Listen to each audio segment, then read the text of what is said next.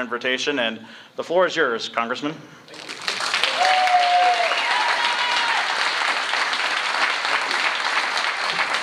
Well, let me thank Mike for setting this up. I appreciate it very much. Also want to thank you all for coming out. You're part of what's very important, part of doing the hard work of freedom. Before I get started, I want to just bring to your attention and remind you about the loss of a firefighter right here. And, you know, it's very sad. He was a young man, served our country as a Marine, and then died in a house fire. Got separated from his team, and unfortunately he didn't make it out. Left behind a wife and 2 kids, and if you don't mind, I'd just like to take a moment of silence and remember his family.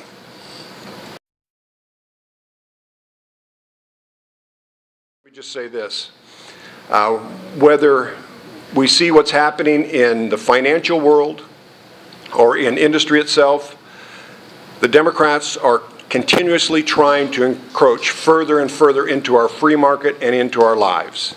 They have a bill that's in conference right now that's called the Financial Services Bill. They've got different names for it. I'm not sure what the final name is going to be, but it's another layer of bureaucracy.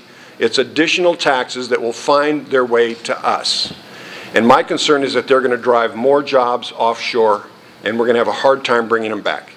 There are 5 simple things that we should do to bring jobs back to America and hold on to the ones we have. Tax reform. I favor the fair tax. We can have a debate about that today. We need regulatory reform, and I believe in keeping it simple. I think that for every regulation on the books, and before we ever vote on one, the benefit of that regulation has to be greater than the cost of implementation. B has to be greater than C. That's simple enough, isn't it? The benefit to us has to offset and be greater than the cost of implementation. I can give you examples where that does not occur today. Third thing is, I think we ought to give health care back to the free market and take it away from the government.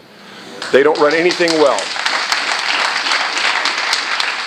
The concept of taking $500 billion away from Medicare, a program that's already destined to be bankrupt, is a bad plan. We need to put more freedom into health care, keep us in charge so that we can pick our physician and allow our physician to give us the right recommendation for our injury or illness. The fourth thing is, I think we need to be energy independent. Now, we can do that within a short amount of time. We have over 1 trillion barrels of oil in reserve. We have more coal than any nation in the world. We have the potential of building nuclear power plants. We built 104 nuclear power plants in 20 years. I think in the next 20 years we ought to build another 100. It's a safe form of generating electricity. I think we need to use alternative sources of energy like ethanol and biodiesel, and I think we need renewables like solar and wind generation. So I'm for a comprehensive plan, but it all starts with using our natural resources, and as time goes by, we'll find the technology to apply the rest of them. The last thing is litigation reform. Now, we have a lot of costs that are associated with our economy related to lawsuits. We're the most litigious economy in the world. And every time we try to do litigation reform, we run into a barrier in Congress. Over half of Congress is lawyers. Now, I have nothing against the industry. My daughter's a lawyer. She works for the rural electrics, and every time my lights go out, I give her a call because I'm on rural electric as well. But I think it's important that we get people who are non-lawyers, people with a business background into Washington, D.C. Well, let me just take your questions now. Yes, sir. Explain your position. Compare the difference between a fair tax and a value-added tax, and if the value-added tax is passed, what would the impact be on our economy? Let me start with the value-added tax. This is a concept that came out of Europe. And in, I believe it was Denmark's where they started first back in about 1965 or the late 60s.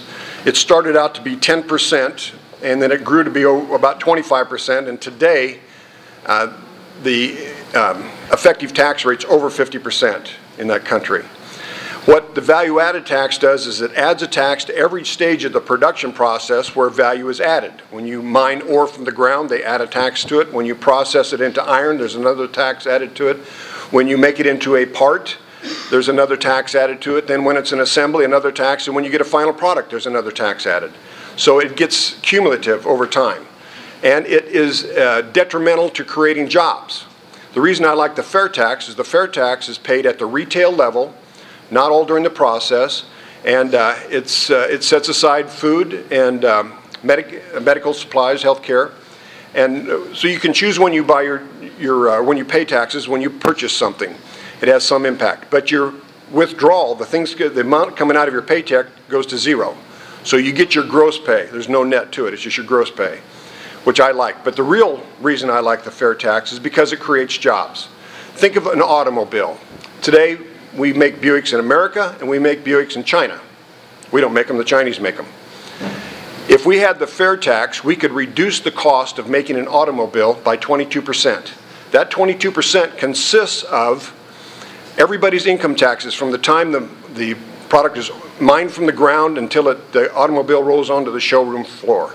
Everybody's income tax in that whole process, everybody's corporate tax in that whole process gets buried into the price of that car, gets marked up by that amount. So if we could eliminate that, we would reduce the cost of making an automobile and everything else in America, but the automobile example is 22%. So when you went to buy a Buick, it'd be 22% cheaper, and then you would pay a tax on top of that as a sales tax. But we could also export that Buick to China and actually make it cheaper here in America and send it over there cheaper than they can make it in China. So if you follow my logic, we would be making more things again. And I believe we have to start making things again in America. We do make some things, but it's very expensive. I think there's a very good chance that we can stop what's going on as far as the encroachment of government into our daily lives, even if we take over one of the bodies, either the Senate or the House. The House is probably a little more likely, but I will tell you what Michael Barone, a well-known columnist in Washington, D.C., writes for the Washington Post. He writes the Almanac on American Politics. He says in studying history and his 50 years of experience in following politics, he thinks that this election is closest to the 1946 election, where 11 senators lost their seats and it became a Republican-controlled Senate, and 55 Democrats lost their seat in the House and it became a Republican House. So there is a possibility. If that occurs, there will be the veto, which requires a 2/3 vote. So there may be a problem of complete repeal of some of the things that they've been doing. But we can still defund them.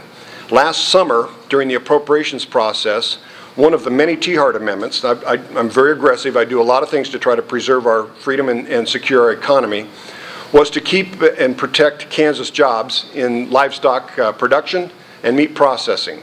The EPA had an amendment to regulate and tax livestock emissions. What do you think livestock emissions are? I used government's livestock emissions. You can make a strong argument for that, couldn't you? I defunded the EPA from writing those regulations, and I think I saved thousands of western Kansas jobs in production of cattle and meat processing, because all that work would have gone south of the border to Mexico. And what was disturbing is that here we have an agricultural committee, which my colleague Jerry Moran sits on, and they did nothing. There was no action there. But there are a lot of Tiahrt amendments that I think, and I'll continue to use that tool to try to defund some of these things and overturn them a piece at a time rather than a complete repeal. Yes, sir. So that's a good thing, but as a part of the advocate, yeah, the advocates for the fair tax include a repeal of the 16th Amendment. Yeah. Otherwise, we're going to end up with not only a sales tax, but an income tax, and I don't want that. The 16th Amendment amounts to slavery, yeah.